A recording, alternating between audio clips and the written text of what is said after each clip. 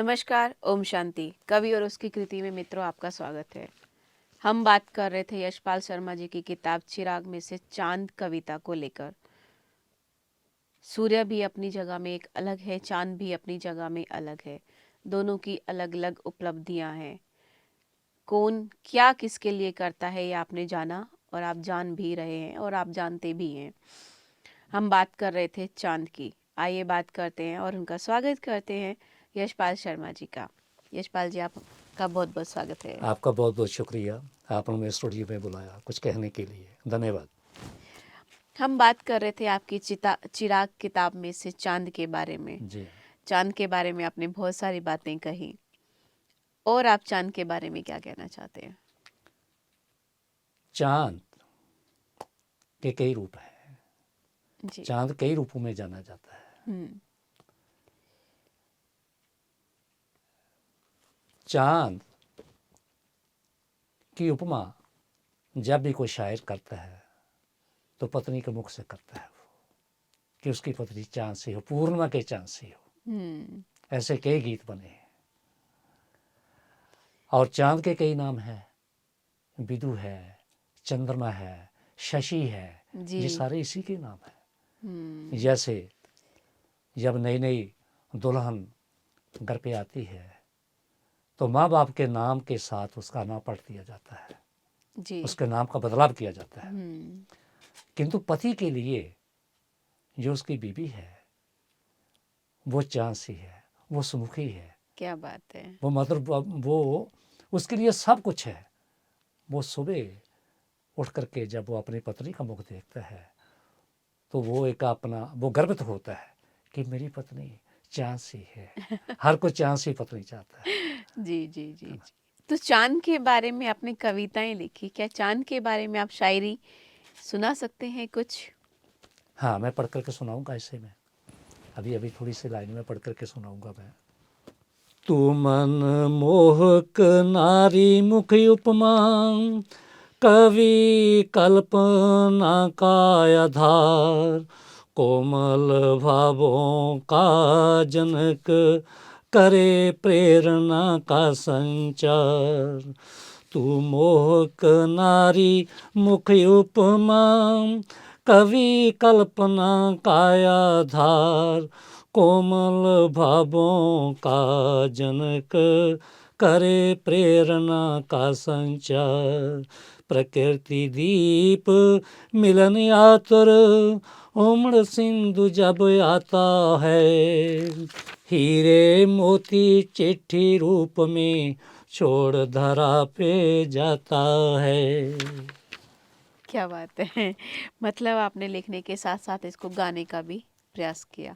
हाँ, मैं थोड़ा कभी कभी गा भी लेता हूँ अपनी पोएमों को, मैं जी। कविताओं को।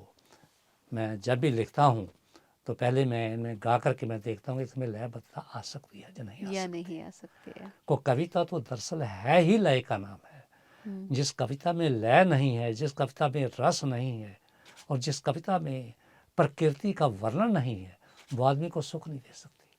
तो क्या ये कविता सिर्फ कुछ चंद लाइनों की या व्यक्ति की या पर्यावरण या जो प्रकृति है उनके लिए ही देखकर बनाई जाती है? प्रकृति कवि की एक प्रेरणा है। प्रकृति उसे सुख देती है। हम्म।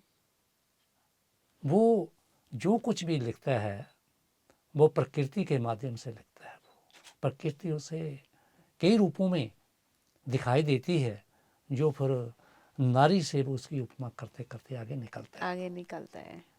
कभी शबनम के रूप में, हम्म। कभी उसके केशों के बारे में बात करता है वो, कभी उसकी आंखों की बात करता है, कभी उसके होठों की बात करता है, कभी उसके नाक की बात करता है, कभी उसके जो गाले हैं उसकी बात करता है, कभी उसके चलने की बात करता है, वो कैसे चलती है, उसकी आंखें कैसे हिरणी जैसी हैं, खंजर पक्षी जैसी हैं, और उसके बाल कैसे हैं, जुल्फ़ें कैसी हैं, घटाओं जैसी हैं, और पंखुड़ियों से उसके होठ हैं उसके। तो ये सब उसकी जो कल्पना है, ये प्रकृति के साथ करके आगे निकलता है। उसे सुख मिलता है, सुनने वाले को भी सुख मिलता है। बहुत अच्छी बात है, बहुत अच्छा। वो कविता है क्या जिसमें सुख ना मिले। सुख ना मिले। हाँ लेकिन कभी कभी कुछ कविताएं ऐसी होती है जब वीरों के बारे में बात हाँ। करते, तो जब कवि वो वीरों के बारे में लिखता है तो क्या कल्पना सोचकर लिखता है? देखिए रस हैं, 9 रस हैं, उनमें से एक श्रृंगार रस भी है और एक वीर रस भी है। 10वीं पातशाही गुरु गोबिंद सिंह जी ने वीर रस की उसमें उन्होंने बहुत कुछ, वीर रस में बहुत कुछ लिखा है, क्योंकि उनका जमाना ऐसा था, उनका कर्म वैसा था कि उन्होंने उस समय जो भी आताई थे, जो भी जुल्म करने वाले शासक थे, उनके विरुद्ध लड़ना था। और उनके राज्य में 52 कवि थे, वो जी। खुद कवि थे, और कवियों के महफिल में जब बैठते तो अपनी रचनाओं वो सुनते थे और सुनाते थे। हम्म।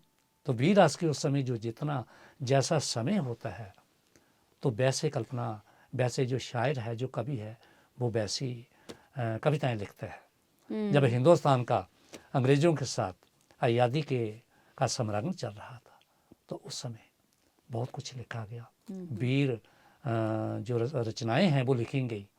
कई फिल्में ऐसी बनी जिसमें नौजवानों को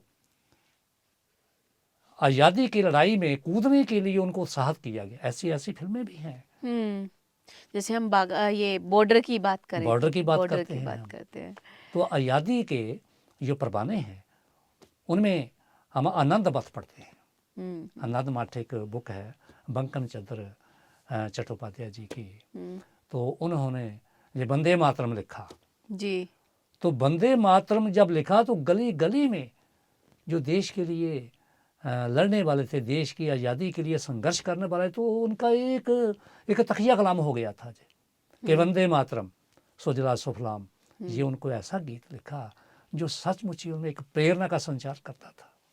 जी जी जी। और जो नौजवान थे, लड़के लड़कियां थी, वो टोलों के टोले आकर के वो इस जो सम्रांगण का जो चल रहा था, एक लहर चल रही थी, उन्हें बढ़ चढ़ के भाग लेने लगे जी। कवि जो है, यहाँ रवि नहीं पहुंचता, वहाँ कवि कभी पहुंच पहुंच जाता जाता है, है। ये तो कहावत बहुत अच्छी है। और कलम जो है ये तलवार से भी ज़्यादा ताकत रखती है।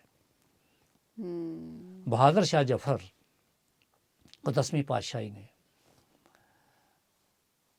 बहुत तंग किया उन्होंने।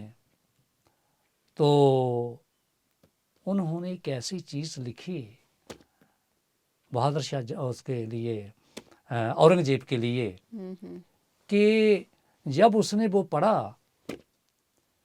तो उसने गुरु गोबिंद सिंह को कहा कि मुझे मौका दीजिए मिलने का। उसका नाम,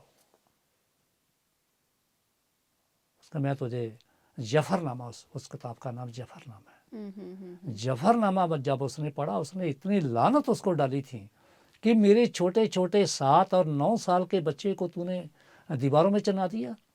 करो तुम्हारा, तू जितनी मर्जी को कुरान पढ़ ले, जो मर्जी पखंड कर ले, ये सारे तेरे पखंड हैं। जब तू कुदरत की दरगाह में जाएगा तो तुझे देखना, तुझे जहन्नम में बेचेंगे, तो कभी धरती पे फिर इस रूप में नहीं आएगा वो। तो जब उसने सारा वो जफरनामा पढ़ा, देखा, वो कई रात सोया नहीं, सोचता रहा। हार करके उस संदेशा, उसने कहा मैं ऐसे लोगों को मिलना पसंद नहीं करता मैं। अच्छा। अगर तू बच्चों को छोड़ता, बच्चे तो बाल रूप थे, वो बेचारे करने लायक है ही क्या थे, एक 7 एक 9 साल का। तो तूने उनके साथ ऐसा किया, ऐसी मौत मारा उन्हें। कौन सा धर्म ग्रंथ है जो ऐसा कहता है कि बच्चों के साथ ऐसा किया जाए? लेकिन उससे भी बदतर तो आजकल देखा जाए तो आजकल भी हो रहा है। उसके बारे में क्या कहेंगे? वो तो चलो एक व्यक्ति था, आज तो इतने सारे बाल्यकाल की अवस्थाओं में या फिर छोटी अवस्थाओं में मारे जा रहे हैं। इतने हमारे बॉर्डर पे देखा जाए, इधर देखा जाए, कोई भी ऐसी बात हो, सब चीज़ों को ले, कोई भी उसके चीज़, बारे में क्या है? कविता जी, जी। जब कोई चीज़ धर्म के ऊपर आधारित होती है तो एक कट्टरता फैलती है।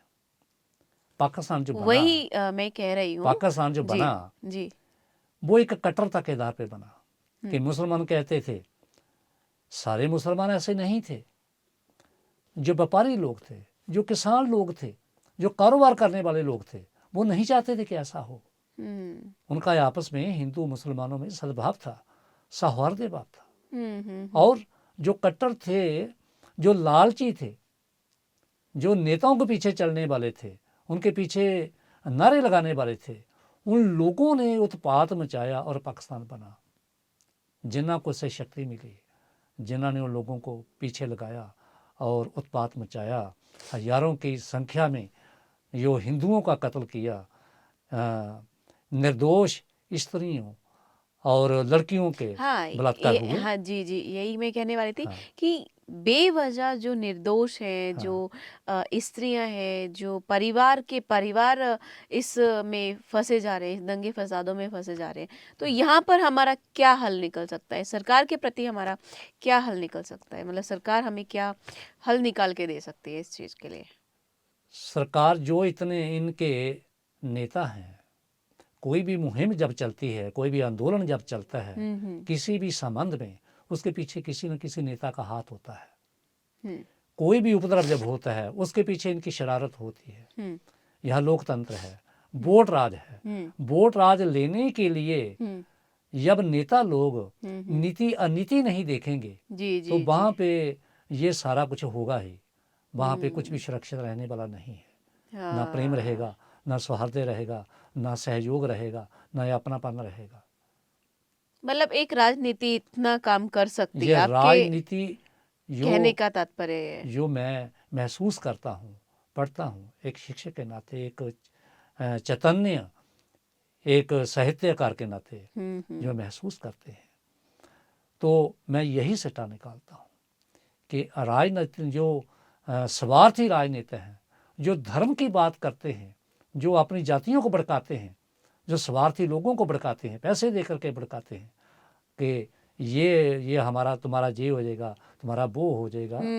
ये सब ये उनके पीछे कोई ना कोई राजनीतिक शक्ति होती है जो उनसे वो सारा कुछ करवाती है। और उनके जो प्रेम भाव है, जो भ्रातृ भाव है, जो सौहार्द है, जो उनमें सहयोग है, वो उसको तोड़ने में वो कामयाब होते हैं। कहीं कामयाब होते हैं, कहीं कामयाब नहीं होते। जी जी जी। तो अभी आपको क्या लगता है कि इसमें कुछ सुधार आया है जब से नरेंद्र मोदी जी आए हैं? मैं ऐसा महसूस करता हूँ कि मोदी जी ने बड़ी अच्छी बागडोर संभाली है। यद्यपि मैं किसी भी पार्टी से संबंध नहीं रखता हूँ मैं, किंतु राजनीति मैंने बीए में राजनीति शास्त्र से मैंने बीए की है, जी। तो मैंने उसे पढ़ा है, देखा है, समझा है। तो अब जिस तरह का इन्होंने बागडोर संभाली है और एक जिम्मेदार जो मंत्री हैं इनके, उनको दायित्व दिए गए हैं, चाहे वो रक्षा मंत्री है, चाहे वो वित्त मंत्री है, चाहे वो गृह मंत्री है, तो सुधार आए हैं, काफ़ी सुधार आए हैं। हम जम्मू कश्मीर की बात करते हैं। मैं जम्मू कश्मीर में जब भी अपने ससुराल जाता था मैं, तो देखता था कि क्या वहाँ पे होता था, क्या गड़बड़ घोटाले हो रहे थे। सारा पैसा उन लोगों के घरों में जा रहा था। अब 370 टूटी है, 35A टूटी है, तो ये पाकिस्तान से आने वाले लोग तो उनको अब वोट का अधिकार मिलेगा। अब उनको उनके बच्चों को सर्विस मिलेगी, उनको हक मिलेगा, वो हिंदुस्तान के नागरिक माने जाएंगे। उनका क्या दोष था? पाकिस्तान से आने वाली कोई भी स्त्री पुरुष है वो वहाँ का एक नागरिक बन सकता है, और हिंदुस्तान की कोई भी लड़की जो है, कोई भी स्त्री पुरुष है, वहाँ जाकर कोई ज़मीन नहीं खरीद सकती। और पाकिस्तान से आने वाले लोगों को नागरिकता मिलती थी, दोहरी नागरिकता मिलती थी, हिंदुस्तान की भी और कश्मीर की भी। हाँ, उधर की भी। और जब मेरी बीबी इधर आई तो उसका स्टेट सब्जेक्ट था। अच्छा। तो उनका एक रूल था कि जो लड़की हमारी जम्मू कश्मीर स्टेट से बाहर शादी करती है, उसे फिर इधर ना प्रॉपर्टी खरीदने का कोई अधिकार नहीं, उसके सारे अधिकार खत्म हो जाते हैं। ऐसा क्यों? जब इधर की जाती है, जब पाकिस्तान की आती है, हाँ तो हाँ उसे सारे अधिकार मिलते हैं। ये ऐसा क्यों? ये न्याय नहीं तो क्या है? बिल्कुल ये एक बिल्कुल। लानत थी, हिंदुस्तान के माथे के ऊपर एक कलंक था जो मिटाया गया। इसी तरह हम तलाक की बात करते हैं, 3 बार गुस्से में आदमी कह देता है तलाक तलाक तलाक। औरत का क्या कसूर है? बच्चों का क्या कसूर है? जी जी जी। तो ये उनको ने कानून बनाया कि अब कोई ऐसा नहीं कर सकता। उनको अगर तलाक चाहिए तो वो कोर्ट में जाए, कोर्ट में केस लड़े, अपना बीवी भी हाँ, लड़ेगी और पुरुष भी लड़ेगा। ये बात काफी मैंने देखी कि हाँ, जो आपने 3 शब्द बोले, तलाक तलाक, इन हाँ, 3 शब्दों में तलाक हो जाता था। हाँ। ऐसा क्या था ये? इसका कारण सिर्फ ये, नॉर्मल 3 वर्ड ही तो थे, 3 शब्द ही तो थे। हाँ, और 3 बार ही ये बोलने थे। देखो, मैं एक बात जानता हूँ, मैं हमारा जो धर्म का जो आधार है वो धर्म ग्रंथ तो जरूर हैं, जी। किंतु समय समय के ऊपर मैं समझता हूँ कि जो उनके पैरोकार हैं उनमें कुछ ना कुछ अमेंड कर देनी चाहिए। उनमें रामायण की एक चौपाई आती है कि नारी शूद्र ढोल और नारी चारों हैं ताड़न के अधिकारी। जी। तो किसी एक वकील ने मुझसे सवाल किया कि शर्मा जी, आप एक साहित्यकार हैं, एक शिक्षक हैं, आप मुझे बताइए कि ये लाइनें से आप सहमत हैं? मैं सहमत नहीं हूँ। नारी ताड़न की, मैं नारी ही ताड़न के अधिकारी नहीं है, पुरुष भी ताड़न का, जो ताड़न का अधिकारी है, जो गलत करता है वो भी ताड़न का अधिकारी है। कोई स्त्री को हम पशु के साथ नहीं मिला सकते, ढोल के साथ नहीं मिला सकते। शूद्र तो वो है जो गलत काम करता है, जो समाज के लिए एक कलंक बना है, जो घर के लिए जो परेशानी पैदा करता है, समाज के लिए वो एक चिंताजनक स्थिति पैदा करता है, उस वो ताड़ने का अधिकारी है। मैं चाहता हूँ कि जो हमारे जो धर्माचार्य हैं उनको ऐसी लाइनों में अमेंडमेंट कर देनी चाहिए। हाँ, मतलब आपको लगता है कि अब भारत में बढ़ोतरी हो रही है, मतलब स्त्रियों को आगे बढ़ाने के लिए। हाँ, मोदी जी ने ये कार्य किया है। उन्होंने हरियाणा से शुरू किया कि बेटी बचाओ, और ये मुहिम जो है, और इधर पंजाब में अपनी हरसिमरनजीत कौर जो सुखबीर सिंह बादल जी की पत्नी है, उसने नन्ही शाम एक प्रोग्राम चलाया था अपना पंजाब में। तो नन्ही शाम छोटी बच्चियों को कहा था कि जो सुरक्षित होनी चाहिए। जब लिंगानुपात बराबर नहीं होगा तो बात क्या बनेगी? बेटियां सुरक्षित नहीं होगी तो बात सुरक्षित कैसे बनेगा? हाँ, और इसी के ऊपर मेरा उड़ान उपन्यास है। जी, उड़ान उपन्यास है, उसमें मैंने ये समस्या उसमें डाली है। बहुत अच्छे कि स्त्री का जो मान है, महिला का, नारी का जो सम्मान है, उसे उसकी जो जगह है उसे मिलनी चाहिए, उसे छीनी नहीं जानी चाहिए। हाँ, मतलब चाहे बेटा है चाहे बेटी है, दोनों को बराबर का अधिकार मिलना चाहिए। चाहे शिक्षा हो, चाहे घर बार हो, चाहे कोई भी चीज में लेन देन हो, लेकिन बराबर का अधिकार। देखो, जब हमारा मताधिकार एक है, हम कहते हैं कि स्त्री और पुरुष ये गृहस्थी की गाड़ी के दो पहिए हैं, तो फिर एक पहिया लंगड़ा करके क्यों चले? एक पहिए को क्यों खोल करके एक पहिए से क्यों गाड़ी चलाई जाए? कहते हैं कि वो हमारा वंश है। ऐसा नहीं है। देखिए, एक हठ है और जहाँ पे कोई चीज़ हठ पे आती है वहाँ पे विरोध पैदा होता है। हाँ। वहाँ पे एक घृणा पैदा होती है और एक उलझन पैदा होती है, वहाँ पे एक फसाद पैदा होता है, एक कटुता पैदा होती है। हाँ। गृहस्थी वहाँ नहीं चल सकती। बिल्कुल। गृहस्थी सामंजस्य में चलती है, सहयोग चलती है, प्रेम से चलती है और लोकतंत्र से चलती है। गृहस्थी एक लोकतंत्र का एक हमारा छोटा सा घटक है, एक छोटा समाज है, परिवार हमारा, वो भी लोकतंत्र से चलना चाहिए। बीवी को भी पूछ करके चलना चाहिए कि इसमें तुम्हारी क्या राय है, उसका भी हक बनता है। जरूर। तो आजकल तो जो नारियां हैं वो खुद ही कमाई कर रही हैं। आजकल तो वो पुरुष के ऊपर वो डिपेंडेंट है ही नहीं। अबला नहीं है ना? अबला नहीं, अब सबला है वो शिक्षित है, कमाऊ भी है। जरूर। किंतु एक बात मैं देखता हूँ कि नारियों के मोर्चे बहुत हुए हैं। ये तो अच्छी बात है ना? नहीं। हाँ। एक बात है कि नारी जब घर पे आती है ऑफिस से, तो मोर्चा शब्द में अगर लेना चाहूँ तो मोर्चा वही है ना कि हर बात में अड़ना, नहीं कि मुझे अधिकार।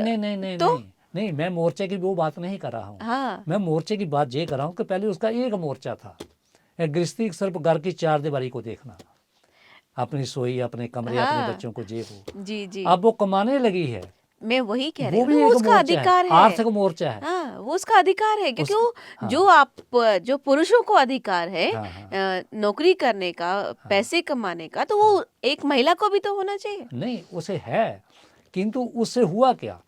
उसे हुआ ये कि जितना उसे आराम मिलना चाहिए वो आराम नहीं कर पा रही।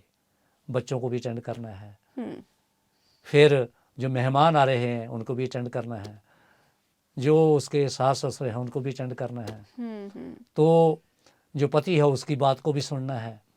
तो उसकी जो शारीरिक स्थिति है, मतलब यहाँ पर आप वो महिला की सुरक्षा की बात कर सुरक्षा की बात करें कि उसे उतना आराम नहीं मिल पा रहा था जितना वो पहले कर सकती थी। वो अब नहीं मिल पा रहा था। मोर्चे बहुत हो गए हैं, समय उतना ही है, भागम भाग बहुत है, तो वो कई बीमारियों का शिकार भी हो जाती है। लेकिन इच्छाएं भी तो बढ़ गई हैं इच्छाएं बढ़ नारियों गई हैं, की। इच्छाएं भी बढ़ गई हैं। जी, हाँ, क्योंकि एक नारी दूसरी नारी को देखेगी तो वो इच्छाएं भी तो उत्पन्न होती है, नहीं उसका ऐसा है तो मेरे साथ भी ऐसा होना चाहिए, तो उसके हिसाब से तो बढ़ोतरी होगी ना। देखो परिवार का जो स्तर हम कहते हैं, स्टैंडर्ड जो कहते हैं, वो तो बड़ा है, स्टैंडर्ड बड़ा है। चाहे खान पान है, तो चाहे उनका पहरावा रहन है, सहन है। चाहे उनका बाहर जाने के लिए गाड़ी है, वो सारे सारे ही उन्होंने मेंटेन अपने किए हैं। किंतु शारीरिक रूप से, मानसिक रूप से मैं ऐसा महसूस करता हूँ कि उनको वो कई बीमारियों का शिकार होती है। वो शारीरिक रूप में भी, मानसिक रूप में भी। आर्थिक रूप में तो बेशक वो सुदृढ़ हुई है, किंतु मानसिक रूप में और शारीरिक रूप में वो थोड़ी कमज़ोर हुई है। कमजोर हो उसे गई है। जितना आराम मिलना चाहिए उतना मिलना, जितना नहीं सुकून मिलना चाहिए जी वो नहीं जी, मिल रहा है। बहुत अच्छी बात। हट फिर के आप चांद की तरफ आ हाँ, गए, मतलब आपने हाँ, इस स्त्री को चांद के साथ आखिरकार जोड़ ही दिया। बिल्कुल। आगे आपकी पंक्तियां देखते हैं, आपने क्या लिखा है। देखती रहती तेरी रात प्रेम तेरे में तड़प तड़प, अब तब आंसू बहाया करती है विरहा में, काटी कैसी रातें, जानती केवल धरती है विधु। विदु चंद्रमा को बोलते हैं। विदु भी एक चंद्रमा का दूसरा नाम है, अच्छा, कि लड़कियों का नाम विदु होता है, कि लड़कों का नाम भी विदु रखा जाता है। लेकिन मैंने यहाँ पे विधु कुछ गलत ले लिया था। हाँ, तुझ बिन सूना नभ सारा, शोभाहीन यह धरा विशाल, तुझ बिन भयंकर होती रातें, दिल दहलाता है अंधकार, तुझसे शान बड़े हैं तारों, तू दूल्हा दिव्य तारे बारात, तेरी अनुपस्थिति नभ में अडुगन को असाय आघात। अडुगन को असाय आघात क्या मतलब? इसका मतलब ये है कि चांद चांद को मैंने एक दुल्हा माना है, मैंने, कि तू जो गगन का तू दुल्हा है, और रात्रि जो है वो तुम्हारी अर्धांगिनी बनने वाली है, और जो तारे हैं वो तुम्हारे बराती हैं। क्या बात है जी। जब चांद की कलाएं घटती हैं तो वो देर से जब गगन में आता है, तो जो तारे हैं उनको उसकी जो अनुपस्थिति है, गैर हाजिरी है, वो उनको तड़पाती है कि नहीं, हमारा दुल्हा होना चाहिए। और जी। तारों की शोभा जो है वो चंद्रमा से भी है, और हम्म, चंद्रमा की शोभा वो तारों से है, और चंद्रमा और तारों की शोभा रात्रि से है। रात्रि से है। और रात्रि को मैंने एक नारी रूप में लिया है, कि हम्म, जैसे सुबह पुरुष जाता है और शाम को आता है, तो स्त्री सारे काम करते हुए उसकी याद में रहती है, वो कब आए, मैं उसके ये बना के खिलाऊंगी, वो बना के खिलाऊंगी, मुझे सुख मिलेगा। हम्म, सो मैंने इस रूप में मैंने कहना जी। चाहा मैंने। आगे आपने कहा, ओ सिनगंध किरणों के कलश, शोभित तुझसे होती रात, मिलते चांदनी अनेक प्रेमी, कसमें खाते बेशुमार, तू मोहक नारी मुख उपमा, कवि कल्पना का आधार, कोमल भावों का जनक, करे प्रेरणा का संचार, प्रकृति दीप, मिलन आतुर उमर सिंधु हृदय आता है, हीरे मोती चिट्ठी रूप में छोड़ धरा पर जाता है, बिन तेल बाती जगने वाला, अवनी को प्रभु वरदान, लक्ष्य है तेरा मानव सेवा, लक्ष्य है तेरा मानव सेवा, जीवन तेरा बड़ा महान। ये 3 लाइनें मुझे आपकी बहुत अच्छी लगी। अवनी को प्रभु वरदान, अपनी हम धरती लक्ष्य को। है तेरा मानव सेवा, हम्म। जीवन तेरा बड़ा महान।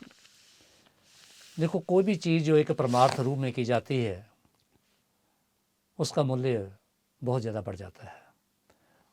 तो गुरु नानक देव जी ने एक आरती लिखी है, भव खंडना तेरी आरती।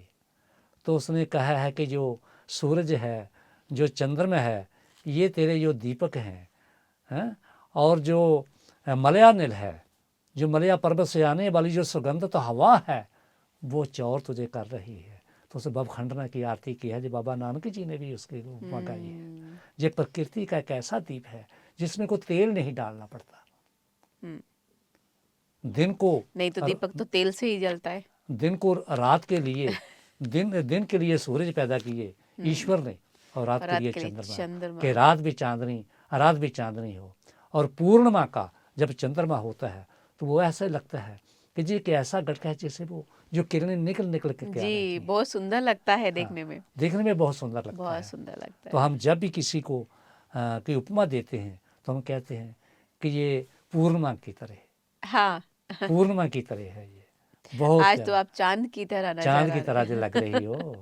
आज तो पूर्णिमा की चांद की तरह लग रही पूर्णिमा हो, की चांद की। बड़ी बड़ी सुंदर सुंदर लग रही है। जी तो जी। पुरुष उसकी बात सुन करके खुश होता है कि मेरी बीवी खुश है, ऐसा मैंने हम्म। कहा है। आपने आज चांद के बारे में हमें बताया कि चांद अपनी जगह में कितना वैल्यू है, कितनी हाँ वैल्यू देता है। हाँ जिस तरह से सूरज अपनी जगह पे तेज है, हाँ उसी तरह से चांद भी अपनी जगह एक शीतलता देता है। हाँ मतलब चांद हमें बहुत कुछ देता है। हाँ आज आपकी ये चांद कविता भी हमने सुनी, हाँ हमें बहुत अच्छा लगा। मुझे उम्मीद है कि हमारे दर्शकों को भी अच्छा लग रहा होगा हमारी ये कविताएं सुनकर, और उनके बीच बीच में कुछ ऐसी बातें हैं जो जीवन को लेकर आती हैं।